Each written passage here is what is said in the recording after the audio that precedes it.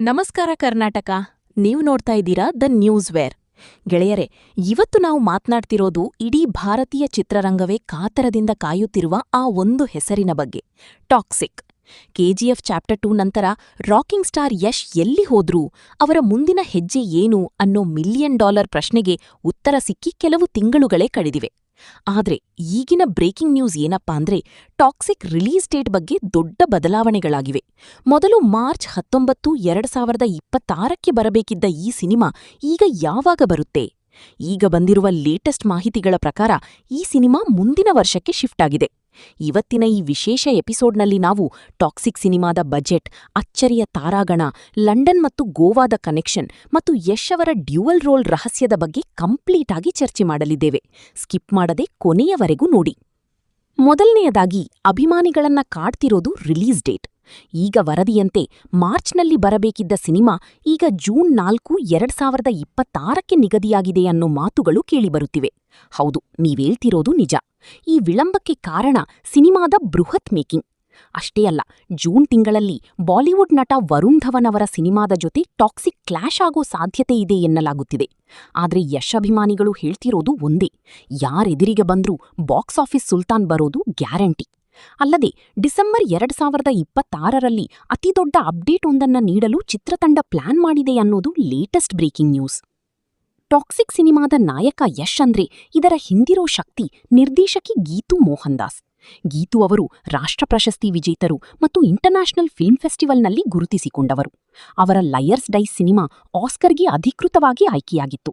ಯಶ್ ಅವರು ಇವರನ್ನ ಯಾಕೆ ಆಯ್ಕೆ ಮಾಡಿಕೊಂಡ್ರು ಅನ್ನೋದಕ್ಕೆ ಕಾರಣ ಟಾಕ್ಸಿಕ್ ಸಿನಿಮಾದ ಕಥೆ.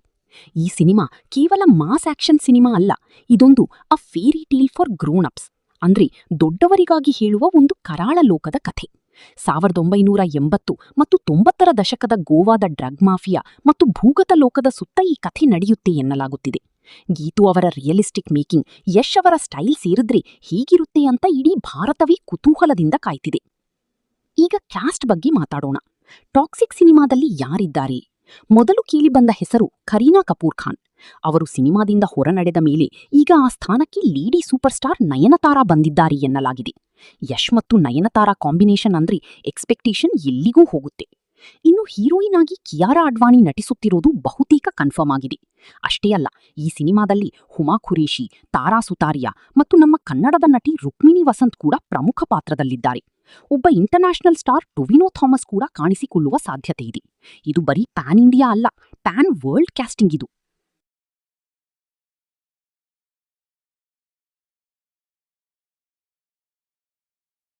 ಗೆಳೆಯರೆ, ಟಾಕ್ಸಿಕ್ ಸಿನಿಮಾದ ಬಜೆಟ್ ಕೇಳಿದ್ರೆ ನೀವು ದಂಗಾಗ್ತೀರಾ.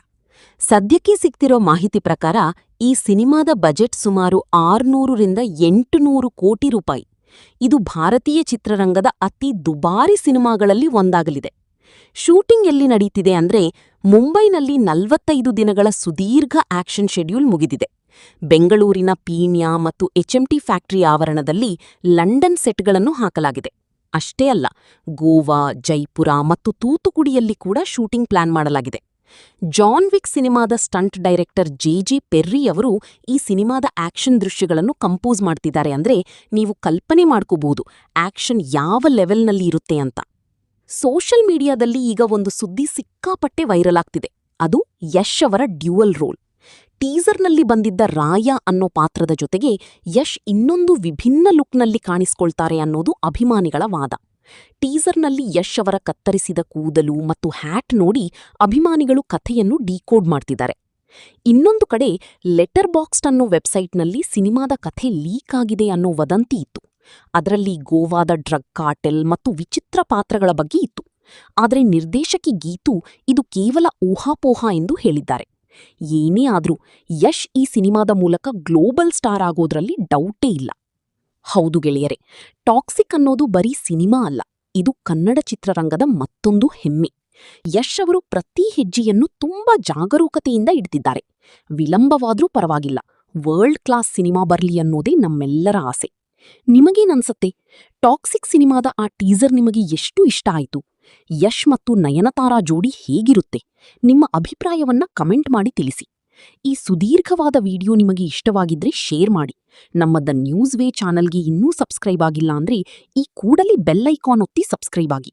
ಸಿನಿಮಾ ಲೋಕದ ಲೇಟೆಸ್ಟ್ ಬ್ರೇಕಿಂಗ್ ನ್ಯೂಸ್ಗಾಗಿ ನೋಡ್ತಾ ಇರಿ